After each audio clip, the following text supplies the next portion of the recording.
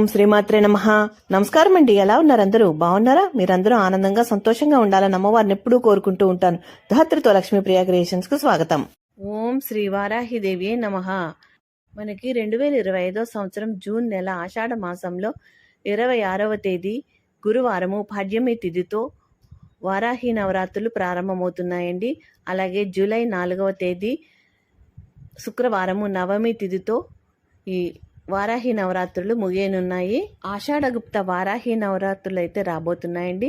ప్రత్యేకంగా మనము ఈ నవరాత్రులలో వారాహి అమ్మవారిని ఆరాధిస్తాము. ఈ అమ్మవారి యొక్క నవరాత్రులు చేయాలని చాలా మందిలో ఉంటుంది. అలాగే అనేక సందేహాలు కూడా ఉంటాయి. ఎలా చెయ్యాలి, ఎప్పుడు మొదలు పెట్టాలి, ఎవరు మొదలు పెట్టాలి, పీరియడ్స్ వస్తే ఎలాగా, మధ్యలో ఏమైనా ఆటంకాలు వస్తే ఎలాగా. ఈ సంవత్సరం మనకి మూఢమి ఏర్పడిందండి. ఈ నవరాత్రులలో మూఢము ఉన్నప్పుడు ఈ నవరాత్రుల పూజ ప్రారంభించవచ్చా? ఇటువంటి సందేహాలకు సమాధానంగా ఈ వీడియోలో తెలియజేస్తానండి. A to Z అన్ని సమస్యలకి సమాధానం ఈ వీడియోలో మీకు లభిస్తుంది. వీడియో అయితే కొంచెం లెందీగానే ఉంది. అయితే అన్ని డౌట్స్కి సమాధానంగా ఈ వీడియోలో తెలియజేస్తున్నాను. వీడియోని మాత్రం ఎక్కడా కూడా స్కిప్ చేయకుండా చివరి దాకా చూస్తే మీకు బాగా అర్థమవుతుందండి. ముందుగా మనకి 2025 సంవత్సరంలో వారాహి గుప్త నవరాత్రులు ఎప్పుడు ప్రారంభమో ఎప్పుడు ముగుస్తాయో తెలియజేస్తాను. 2025 సంవత్సరంలో జూన్ నెల 26వ తేదీ గురువారము పాడ్యమి తిథితో ప్రారంభమై 2025 సంవత్సరం జూలై నెల 4వ తేదీ శుక్రవారము నవమి తిథితో ఈ నవరాత్రులు ముగుస్తాయండి. ఆషాఢగుప్త వారాహి నవరాత్రులలో అమ్మవారికి 9 రోజులు కూడా 9 రకాల నైవేద్యాలు వండి పెట్టాలని చెప్తున్నారు కదా. అలాగే చేయాలా ప్రతిరోజు కూడా? అలా అన్ని నైవేద్యాలు పెట్టాలా అని అంటే పెట్టనవసరం లేదండి. మీ దగ్గర ఏముంటే అవి నైవేద్యంగా పెట్టండి. అయితే అమ్మవారికి కొన్ని ఇష్టమైన పదార్థాలు ఉన్నాయి. అవి ఇక్కడ మీకు చెప్తాను. మీకు వీలైతే అవి పెట్టవచ్చు.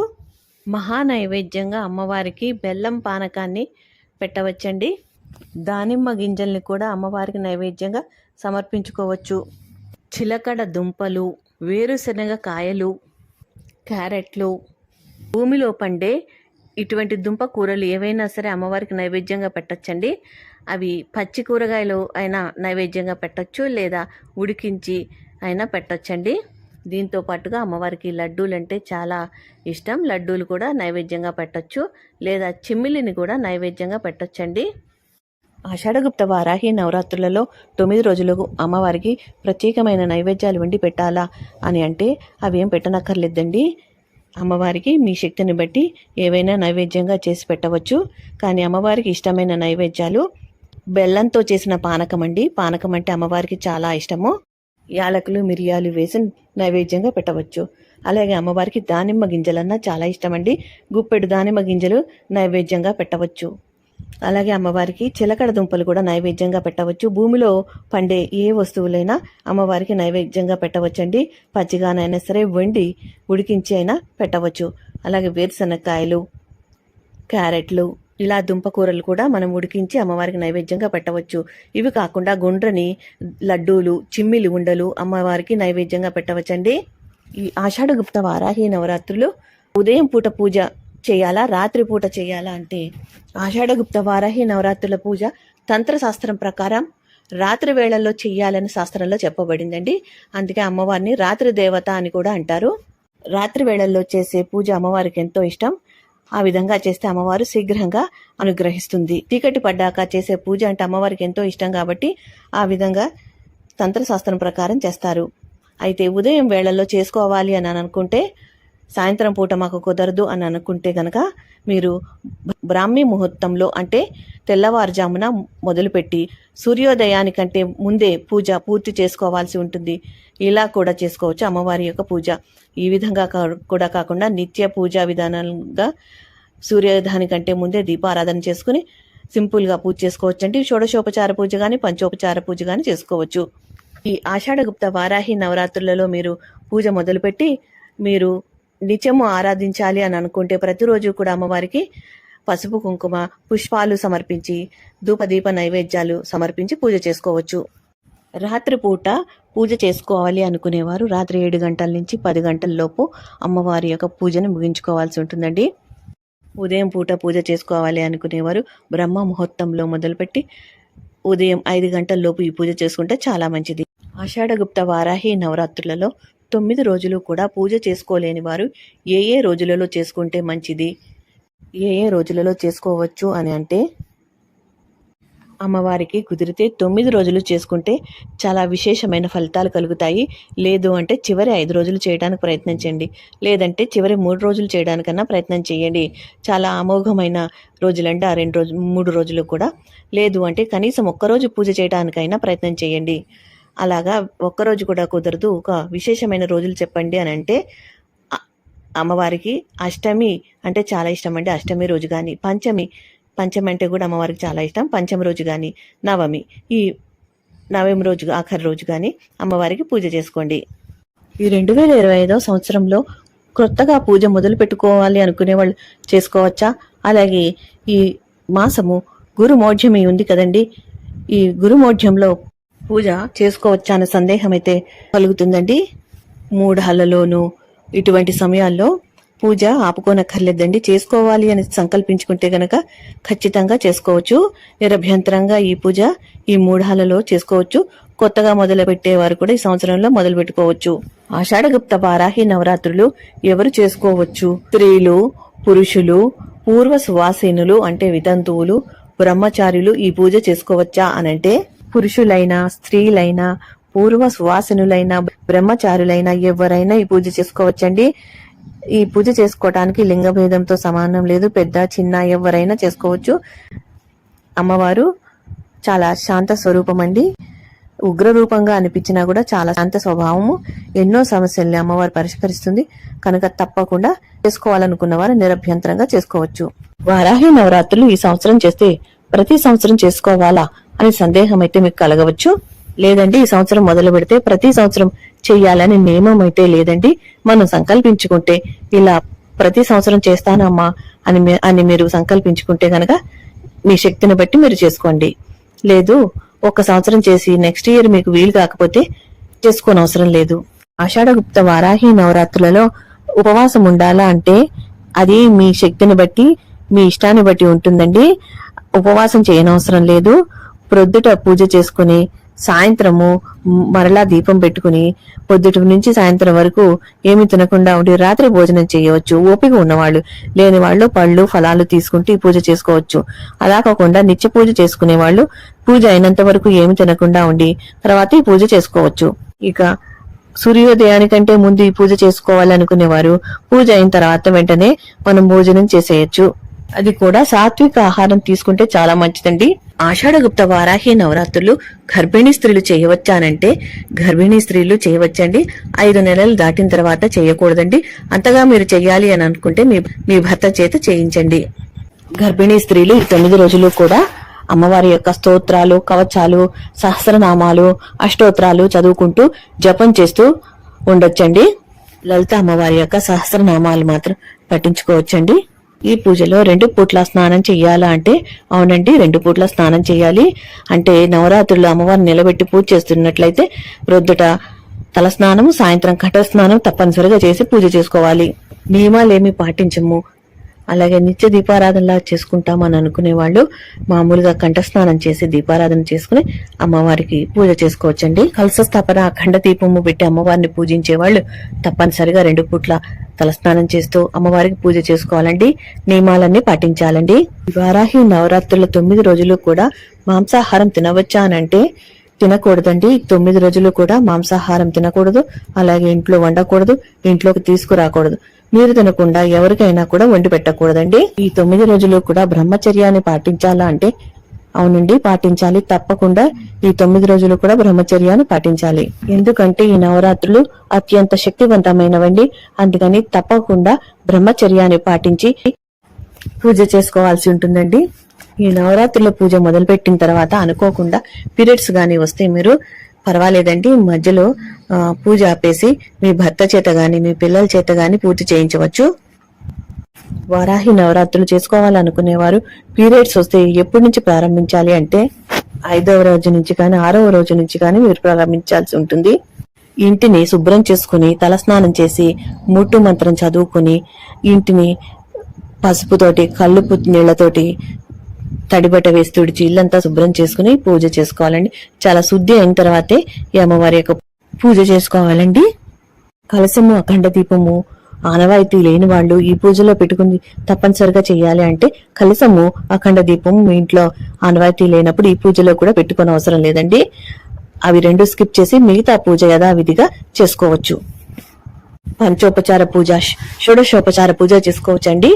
ఉదయము సూర్యోదయానికంటే ముందే, అలాగే సాయంత్రము సూర్యుడు అస్తమించిన తర్వాత 7 గంటల తర్వాత పూజ ప్రారంభించి 10 గంటలలోపు చేసుకోవచ్చండి. వారాహి నవరాత్రులలో కంద దీపారాధన చేస్తారు. ఏ విధంగా చేయాలి, కలిగే ఫలితాలు ఏమిటి అనంటే, మనము కందని తీసుకుని శుభ్రంగా కడుక్కోవాలండి. ఒక 2-3 గంటలు నానబెడితే దానికి ఉన్న మట్టి అంతా వదిలిపోతుంది. తర్వాత దానికి శుభ్రంగా పసుపు రాసి గంధము కుంకుమ బొట్లతో అలంకరించుకోవాలి. తర్వాత దానికి కాడ భాగము అంటే మొలక వచ్చే భాగం ఉంటుంది చూడండి, అక్కడ చాకుతో కొద్దిగా గుంటలా చేయాలండి. గుంటలా ఏర్పడిన తర్వాత ఆ గుంటలో ఆవు నెయ్యి గాని నువ్వుల నూనె గాని వేసి దీపారాధన చేయాలండి. దీపారాధన ఒత్తులు 9 ఒత్తులు గాని 3 ఒత్తులు గాని మీ ఇష్టం. మీరు ఏ విధంగా చేయాలనుకుంటే ఆ విధంగా చేసుకోవచ్చు. ఈ గంధ 9 రోజులు కూడా అలాగే ఉంచాలా పీఠంలో అంటే మీరు ప్రతిరోజు ఒత్తిని మార్చి ఆ కందగడ్డనే ఉంచి దీపారాధన చేసుకోవచ్చు. లేదు అంటే ఈ నవరాత్రులలో అష్టమి తిథి వస్తుంది కదా, ఆ రోజు తప్పకుండా కంద దీపం వెలిగించుకోండి. అలాగే ఈ నవరాత్రులలో ఈ కంద దీపము వెలిగించడం మొదలుపెట్టి 16 వారాలు అమ్మవారికి ఈ విధంగా పూజ చేసుకుని కంద దీపం వెలిగిస్తే మీరు అనుకున్న పనులు, కోర్టు కేసులు, ఆస్తి తగాదాలు, ఇటువంటి సమస్యలన్నీ కూడా తీరిపోతాయండి. అష్టమి తిథి రోజున మీకు కుదరకపోతే నవమి తిథి రోజున గాని పంచమి తిథి రోజున గాని ఈ కంద దీపాన్ని అమ్మవారి ముందు వెలిగించుకోవచ్చు. ఈ కంద దీపం ఎందుకు వెలిగిస్తారు అనంటే, దీర్ఘకాలిక సమస్యలు, వ్యాపార సమస్యలు, ఆస్తి సమస్యలు, అలాగే భార్యాభర్తల మధ్య సమస్యలు, తీవ్రమైన వ్యాధులు, ఇటువంటి సమస్యలతో బాధపడేవారు ఈ కంద దీపం వెలిగిస్తే అనుకున్న ఇటువంటి సమస్యల నుంచి పరిష్కారం చూపిస్తుంది అమ్మవారు. తర్వాత ఈ కంద దుంపని ఏం చెయ్యాలి అనంటే, ఈ 9 రోజులు రోజు దీపం వెలిగించిన తర్వాత ఆఖరి రోజున శుభ్రంగా కడిగేసి ఏదైనా కూర చేసుకుని ఇంటిలో పాతి ప్రసాదంగా స్వీకరించాలి. అలాగే ఒక్కరోజు దీపం పెట్టినా సరే ఆ దీపారాధన గగనమైన తర్వాత పూజాపీఠం నుంచి తీసేసి శుభ్రంగా కడుక్కుని కూర గాని ఏదైనా పదార్థం గాని తయారు చేసుకుని ప్రసాదంగా స్వీకరించాలి. ఆషాఢగుప్త వారాహి నవరాత్రులలో అమ్మవారి యొక్క పూజలో అఖండ దీపము, కలశారాధన పెట్టి అమ్మవారిని ప్రాణ ప్రతిష్టాపన చేసి పూజ చేసుకుంటాము. విగ్రహాన్ని గాని పటం గాని పెట్టుకుని అలాంటప్పుడు ప్రతిరోజు కూడా పువ్వులు, నిర్మాల్యాన్ని తీయడము, అక్షింతలవి తీయడము చేస్తుంటాం కదా. అటువంటి సమయంలో పొరపాటున చేయి తగిలితే పర్వాలేదండి. కానీ మనము శుభ్రం చేసే విషయంలో అమ్మవారి యొక్క విగ్రహాన్ని పటాన్ని పక్కకు జరిపి పైన గాని కింద గాని పెట్టి మళ్ళీ శుభ్రం చేసిన తర్వాత యథాస్థానం పెట్టడం ఈ విధంగా చేయకూడదు. ఒక్కసారి అమ్మవారిని ప్రాణ ప్రతిష్ఠ చేసి పెట్టాక మళ్ళీ కదపకూడదండి. 9 రోజులు కూడా అదే విధంగా ఒకే స్థానంలో ఉంచాలి. కలశము అఖండ దీపము ఆనవాయితీ ఉన్నవారు మొదటిసారి కలశము అఖండ దీపము పెట్టుకుని పూజ చేసుకోవాలి అనుకునేవారు ఎటువంటి నియమాలు పాటించాలి అని అంటే, అఖండ దీపము పెట్టుకుని పూజ చేయాలంటే కొద్దిగా కఠినంగానే ఉంటుందండి. కఠినమైన నియమాలు పాటించాల్సి ఉంటుంది. అయితే అంత భయపడనక్కర్లేదండి. మీరు సంకల్పించుకుంటే చేయాలి అనుకుంటే చేసుకోవచ్చు. అయితే అఖండ దీపం వెలుగుతున్నంతసేపు ఇంటికి తాళం వేయకూడదు. అలాగే ఇంట్లో ఎవరో ఒకరు ఉంటూ ఉండాలి. నిత్యము దీపం వెలుగుతూ ఉండేటట్టు చూసుకుంటూ ఉండాలి. ఒత్తు అఖండ దీపం ఒత్తు మనకి పూజా సామాగ్రి దగ్గర దొరుకుతుందండి. ఆ ఒత్తు తెచ్చుకుని వేసుకోవచ్చు. లేదా మనం ఇంట్లో ఉన్న ఒత్తుల్ని దూదితో అఖండ దీపం సరిపడా ఒత్తు తయారు చేసుకుని వేసుకోవచ్చు. అలాగే ఈ దీపము ఒత్తు అయిపోతున్న కొద్ది కొత్త ఒత్తు జోడిస్తూ ఉండాలి. నిత్యము ఆ దీపాన్ని గమనిస్తూ ఉండాలి. అలాగే కలశం పెట్టినప్పుడు కలశాన్ని కదిలించకూడదు. అలాగే నేల మీద పడుకోవాలి, భూసయనం చెయ్యాలి, బ్రహ్మచర్యాన్ని పాటించాలి. అలాగే ఎవరిని తిట్టకూడదు, గట్టిగా మాట్లాడకూడదు, కోపం తెచ్చుకోకూడదు, దుర్భాషలాడకూడదు, అలాగే చెడు మాటలు వినకూడదు. ఇటువంటి నియమాలన్నీ పాటిస్తూ అమ్మవారి పూజనైతే చేసుకోవాలండి. అలాగే మద్య మాంసాల జోలికి వెళ్ళకూడదు. సాత్విక ఆహారాన్ని మాత్రమే తీసుకోవాలి. ఉపవాస నియమాలను పాటించాలి. ఆషాఢగుప్త వారాహి నవరాత్రులు చాలా శక్తివంతమైనవండి. అందుకని తప్పకుండా షోడశోపచార పూజ చేయడానికి ప్రయత్నించండి. లేదు అంటే అమ్మవారి యొక్క నామాన్ని ఏదో ఒక నామంతో శ్రీ వారాహిదేవియే నమః అంటూ 108 సార్లు జపిస్తూ పూజ చేయండి. ఇవేమీ తెలియని వాళ్ళు ఆడియో పెట్టుకుని అమ్మవారి యొక్క అష్టోత్తరాలు ఆడియోలో వింటూ అమ్మవారి యొక్క పూజనైతే చేసుకోండి. మాకు ఇవేమీ తెలియదు అనుకునే వాళ్ళు గూగుల్ ప్లే స్టోర్లో స్తోత్ర నిధి అనే ఒక అప్లికేషన్ ఉందండి. ఈ ఫ్రీ అప్లికేషన్ అండి. ఎటువంటి రుసుము చెల్లించనక్కర్లేదు. అప్లికేషన్లో మనకి అన్ని లాంగ్వేజెస్లో మనకి స్తోత్రాలు అవన్నీ కూడా మంత్రాలు అన్నీ కూడా లభిస్తాయి. ఆ మంత్రాలని పెట్టుకుని చదువుకుంటూ చూస్తూ పూజ అయితే చేసుకోవచ్చండి. ఇవేమీ తెలియదు, కష్టంగా ఉంది అని అనుకుంటే అమ్మవారి యొక్క నామము ఓం శ్రీ వారాహి దేవియే నమః అంటూ 108 సార్లు అంటూ పూజనైతే చేసుకోవచ్చండి. ఇక వారాహి నవరాత్రుల్లో తెలుసుకోవాల్సిన విషయం ఏంటంటే ఇవి గుప్త నవరాత్రులు అండి. గుప్తంగా అంటే ఎవరికి తెలియకుండా నవరాత్రులు చేసుకోవాలంటే మేము ఈరోజు పూజ చేసుకున్నాము, ఈ విధంగా చేసుకున్నామని 10 మందికి చెప్పి ఆర్భాటంగా చేసుకోకూడదండి. మనం ఏ మంత్రాలు చేసినా అవన్నీ సీక్రెట్ గా ఉండాలి. ఏ మంత్రాలు చదివాము, ఏం పూజ చేశామన్నది ఎవరికి వివరంగా చెప్పనక్కర్లేదు. ఈ నవరాత్రులు 9 రోజులు కూడా ఈ పూజ చేయాలని సంకల్పించినప్పుడు ఈ పూజ చేస్తున్నామని ఎవ్వరికీ చెప్పకుండా పూజ చేస్తేనే మన పూజ ఫలించి సిద్ధిస్తుందండి. మీరు అమ్మవారి యొక్క పూజలు చేసుకున్నప్పుడు ఎవరికీ చెప్పకుండానే రహస్యంగానే ఈ పూజలు చేసుకోండి. ఈ వారాహి గుప్త నవరాత్రుల పూజ అనంతరం 9 రోజుల తర్వాత ఉద్వాసన ఏ రోజున చెప్పాలి అనంటే మనకి ఆషాఢగుప్త వారాహి నవరాత్రులు ఈ 2025 సంవత్సరంలో జూన్ నెల 26వ తేదీ నుంచి ప్రారంభమై జూలై నెల 4వ తేదీతో ముగుస్తున్నాయండి. అయితే నవమి తేదీ రోజున శుక్రవారం వచ్చిందండి. శుక్రవారం రోజున మనం అమ్మవారికి ఉద్వాసన చెప్పకూడదు. శుక్రవారం పూట అమ్మవారిని పంపించలేం కదండి. అందుకని మనము మరుసటి రోజు శనివారం రోజున ఉదయమే సూర్యోదయానికంటే ముందే మనం అమ్మవారికి ఉద్వాసన చెప్పాల్సి ఉంటుందండి. అమ్మవారికి మహానైవేద్యం సమర్పించుకుని తాంబూలం సమర్పించుకోవాలండి. చీర, రవికల బట్ట, గాజులు ఇలా సుమంగళకరమైన వస్తువులన్నీ పెట్టి అమ్మవారికి ఉద్వాసన చెప్పాలండి. ఉదయం పూట ఉద్వాసన చెప్పడానికి వీలు లేని వాళ్ళు సాయంత్రము 7 గంటల తర్వాత 10 గంటల లోపు అమ్మవారి యొక్క పూజ చేసిన తర్వాత అమ్మవారికి ఉద్వాసన చెప్పాల్సి ఉంటుందండి.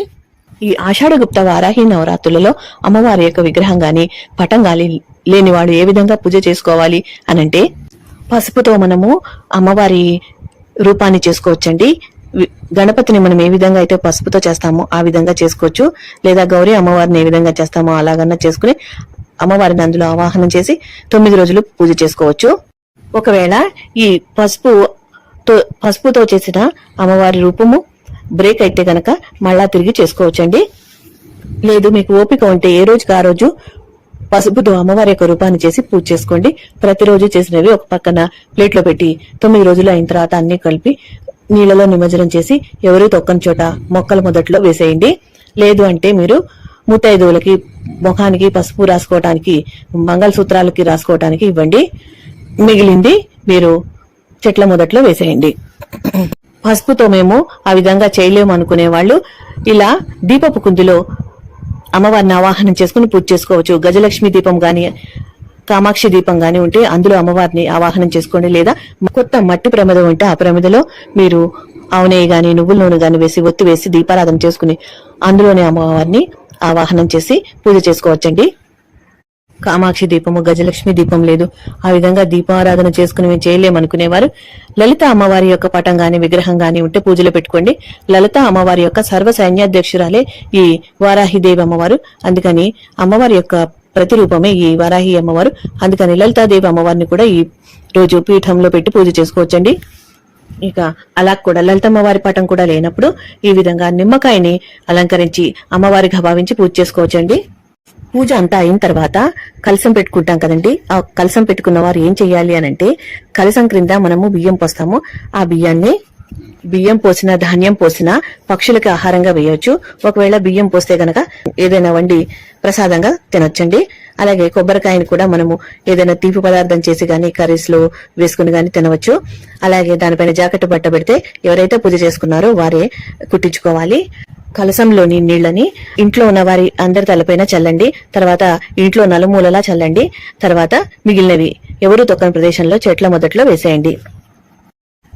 కలశంలో మంగళకరమైన వస్తువులు అంటే గోమతి చక్రాలు, గవ్వలు ఇటువంటివి వేస్తారు కదండి, అటువంటివి తీసి మీ డబ్బులు పెట్టుకునే ప్రదేశంలో పెట్టుకోండి. వారాహి నవరాత్రుల పూజ అయిన తర్వాత మనము అమ్మవారి యొక్క పటాన్ని పూజాపీఠంలో పెట్టుకోవాలా అనే సందేహం చాలా మందికి వస్తుందండి. అవునండి, నిరభ్యంతరంగా మీరు పూజాపీఠంలో పెట్టుకోవచ్చు.